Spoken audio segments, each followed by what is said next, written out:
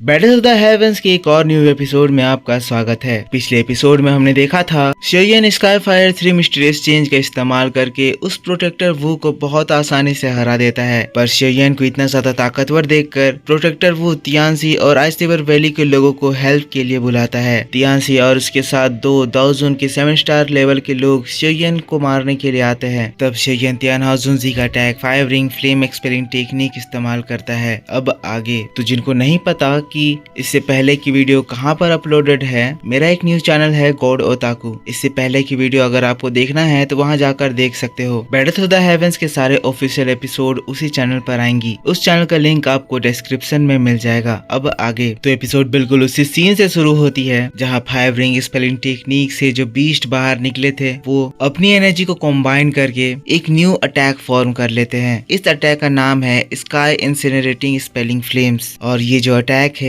ये 1000 लेवल का अटैक है। अब जैसे ही शेयन की इस अटैक पर तियानसी की नजर पड़ती है, उसके दिल में एक जोरदार शौक आता है। तियानसी अभी तक कॉन्फिडेंट था क्योंकि तियानसी भी 9 स्टार के पीक लेवल पर है और शेयन जो अपनी स्काईफायर 3 मिस्टीरियस चेंज से स्ट्रेंथ बढ़ाया है उससे शेयन भी दाओजुन के 9 स्टार के पीक पर पहुंच चुका है। स्टार वाइज तो दोनों की स्ट्रेंथ बराबर है, पर शेयन ने जो इस वक्त ये टेक्निक अनलीज करा है इसे तियानसी भी डील नहीं कर सकता है। सबसे ज्यादा हालत खराब तियानसी के पीछे दो एल्डर हैं उनकी हो रही है। वो लोग बहुत ज्यादा घबरा गए हैं क्योंकि शेयन के इस अटैक पर उन लोगों को उनकी मौत दिखाई दे रही है। अब शेयन का जो 5 कलर्ड फ्लेम है वो हवा में आगे बढ़ने लगता है और इसके इस ब्यूटीफुल बट टेरिफाइंग लुक से आसमान में इसके अगल बगल की एयर क्रैक होने लगती है। दूर से देखने पर शेयन का ये अटैक बहुत ज्यादा ब्लरी लग रहा था क्योंकि इस अटैक की गर्मी से इसके अगल बगल की हवा इतनी ज्यादा गर्म हो गई है और क्रैक से ये अटैक दिखाई नहीं दे रहा है। आइसरिवर वैली के दूसरे सोल्जर्स जो कि इन लोगों के साथ आए थे वो लोग भी इस अटैक को देखकर बहुत ज्यादा घबरा गए हैं। अपने मन में घबराते हुए कह रहे हैं कि हम इमेजिन भी नहीं कर सकते हैं कि तियानसी का ग्रुप इस वक्त किस कंडीशन में है। शेयन के हाथों में ये अटैक है और शेयन की आंखों में इन लोगों को मारने के लिए एक किलिंग इंटेंट, जिसको देखकर एल्डर सुवान बहुत ज्यादा घबराते हुए चिल्लाते हुए कहता है, ओल्ड शी बताइए अब हमें क्या करना चाहिए। पर तियानसी अपने एल्डर्स को ऐसे घबराते हुए देखकर उन लोगों को शांत करता है। कहता है इस जगह पर पैनिक होने की क्या बात है। अगर उस बच्चे के पास एक हाई लेवल फॉर्मेशन है तो क्या हमारे आइसरिवर वैली के पास एक हाई लेवल फॉर्मेशन नहीं है। भले ही इस लड़के की एक्सप्लोसिव फोर्स बहुत ज्यादा स्ट्रॉन्ग है, पर हमारे आइसरिवर फॉर्मेशन के सामने ये बिल्कुल नहीं टिक पाएगा। मुझे लगता है अब इसकी टाइम लिमिट के खत्म होने में बस और थोड़ा सा ही समय बचा होगा। और जैसे ही ये स्काईफायर 3 मिस्टीरियस चेंज का इफेक्ट खत्म होगा वैसे ही इसने जो यहाँ 5 रिंग फ्लेम एक्सपेलिंग टेक्निक बनाई है वो ब्रोक हो जाएगी और उस वक्त ये फिर से हमारे सामने एक कीड़े के बराबर हो जाएगा जिसको मारना हमारे लिए बहुत ज्यादा इजी हो जाएगा। तियानसी एक एक्सपर्ट फाइटर है, इसी वजह से इस खतरनाक सिचुएशन में भी वो अपने आप को पूरी तरह से काम रखा हुआ है। अब तियानसी के कामनेस की वजह से तियानसी के एल्डर्स बिंग स्वान और बिंग हुआ दोनों के अंदर कॉन्फिडेंस आता है और अब वो लोग शेयन को देखकर गुस्साने लगते हैं। दोनों ही एल्डर को समझ में आ गया है कि शेयन को कैसे हराया जाएगा, इसीलिए दोनों ही अब फिर से अपनी पोजीशन चेंज करते हैं और अब इन तीनों की बॉडी से एक strong bone chilling aura release होने लगता है। शेयन का जो ये 5 रिंग एक्सपेलिंग टेक्निक है ये इन सभी लोगों को घेर लिया है और धीरे धीरे करके ये छोटा हो रहा है जिससे लास्टली ये इन लोगों को जलाकर राख कर दे। जिसके बाद तियानसी की नजर उस शेयन पर जाती है जो कि खड़ा होकर इन सारे मूवमेंट को एंजॉय कर रहा था। तियानसी अपनी आइस एट्रीब्यूट को इस्तेमाल करता है और इसके एनर्जी के एक्टिवेट करते ही वहाँ पर एक स्ट्रॉन्ग आइस मिरर फॉर्म हो जाता है।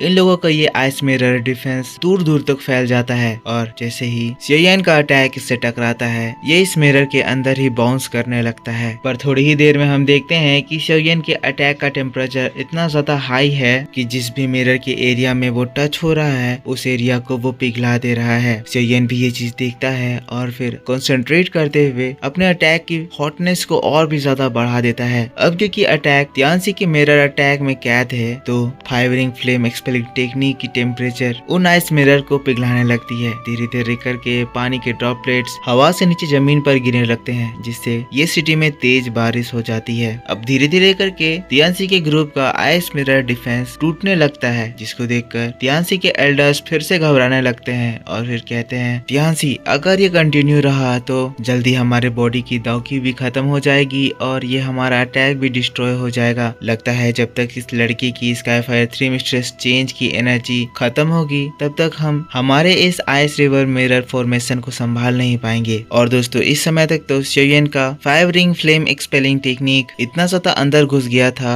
कि वो अब इन तीनों को ही जलाने लगता है। इस अटैक की फायर से इन लोगों की हालत खराब हो गई है। तभी तियानसी इन दोनों से कहता है, तुम्हारे बॉडी के अंदर जो आइस जोन फोर्स है उसको तुरंत ही मेरे बॉडी के अंदर ट्रांसफॉर्म करो। ये चीज तुम तब करना जब हमारा ये आइस मिरर डिफेंस टूट जाए। उस वक्त मैं तुम लोगों की बॉडी के आइस जोन फोर्स को मिलाकर और मेरे आइस जोन फोर्स को मिलाकर इस लड़के के ऊपर ऐसा अटैक करूंगा जिससे एक ही वार में ये लड़का खत्म हो जाएगा। अब दोस्तों तियानसी की बात को सुनकर बिंग स्वान और बिंग हू थोड़ा सा हेजिटेट करते हैं, क्योंकि आइस रिवर वैली के एल्डर्स के आइस जोन फोर्स को लेना मतलब कि उनको मारने जैसी बात हो जाती है। और अभी तक इनके बॉडी के आइस जोन फोर्स की वजह से ही शियोयन का ये फाइवरिंग फ्लेम एक्सपेलिंग टेक्निक के हीट को ये लोग सह पाए हैं, वरना कब के इन लोगों की बॉडी हवा में ही गायब हो जाती। तियानसी भी अपने एल्डर्स को देखता है जो लोग तियानसी की बात को सुनकर मुंह बना रहे हैं, पर तियानसी इन लोगों के इस रिएक्शन को इग्नोर करता है और शियोयन को घूर कर देखने लगता है। शियोयन के ऊपर वो एम लगा रहा है, पर फिर थोड़ी ही देर में हम देखते हैं फाइवरिंग फ्लेम एक्सपेलिंग टेक्निक और ज्यादा नजदीक पहुंच जाती है और उन लोगों का ice mirror defence totally destroy हो जाता है। जैसे ही ये डिस्ट्रॉय होता है तियानसी अपने दोनों ही एल्डर्स को पकड़ता है और उनके बॉडी से आइस जोन फोर्स को जबरदस्ती बाहर निकाल लेता है। वहाँ पर एक जोरदार धमाका होता है। ऐसा लगता है जैसे फ्लेम का एक बड़ा सा समंदर वहाँ उभर गया है। नीचे से सभी लोग बातें करने लगते हैं कि आइस रिवर वैली के तीनों एल्डर्स मिलकर भी शियोयन के इस टेरिफाइंग सी ऑफ फ्लेम्स को हरा नहीं पाए। लेकिन तभी तियानसी जो अपने एल्डर्स के आइस जोन फोर्स को एब्जॉर्ब कर लिया है, वहाँ पर हम देखते हैं कि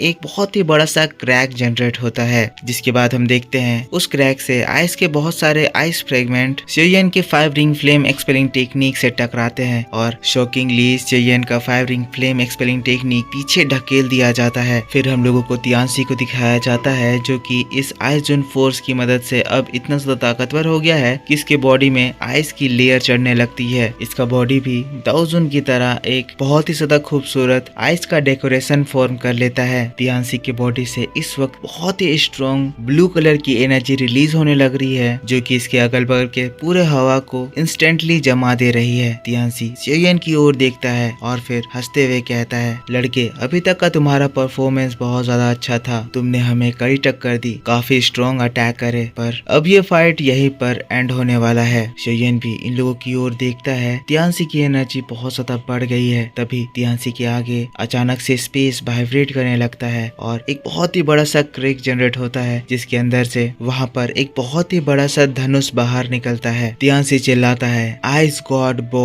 अगले ही पल तियानसी उस धनुष में तीर चढ़ाता है। वो जो एरो था वो 10 फुट लार्ज एरो था। उस एरो को खींचता है, शियोयन की ओर तान देता है। शियोयन भी जब ये देखता है, शियोयन की एक्सप्रेशंस भी चेंज होते हैं, वो भी घबरा जाता है। हम देखते हैं जो ये फाइवरिंग फ्लेम एक्सपेलिंग टेक्निक है वो भी तियानसी के इस अटैक के सामने घबरा रही है और वो एरो के सामने से शियोयन तक का एक क्लियर रास्ता दे रही है। पर शियोयन अपने इमोशंस को संभालता है और फिर कहता है कि तियानसी वाकई में एक एक्सपर्ट पीक ऑफ दाओजुन क्लास कहलाने के लायक है, इसको खत्म करना कितना ज्यादा मुश्किल है। जिसके बाद शियोयन एक लंबी सांस भरता है और वैसे ही शियोयन के हाथों की सील चेंज होती है। हम देखते हैं नीचे से बहुत सारी एनर्जी शियोयन के हाथों में गैदर होने लगती है और शियोयन के हाथों में एक ब्यूटीफुल लाइट फॉर्मेशन फॉर्म होता है। तियानसी इधर शियोयन पर अटैक करने के लिए तैयार है। चिल्लाते हुए कहता है, लड़के आज ये एरो तुम्हारी जान ले लेगा, ice God arrow ceiling the world in ice. और फिर तियानसी शियोयन के ऊपर अटैक कर देता है। तेजी से वो 10 फुट का आइस गॉड एरो शियोयन की ओर बढ़ने लगता है। और दोस्तों बस इसी इंटेंस माहौल के साथ बैटल टू द हेवेंस का ये नोवेल एक्सप्लेनेशन इसी जगह खत्म हो जाता है। आई होप आपको ये एक्सप्लेनेशन पसंद आया होगा। ये एक नोवेल एक्सप्लेनेशन था, इसीलिए मैंने आपके लिए फोटोज का इस्तेमाल करके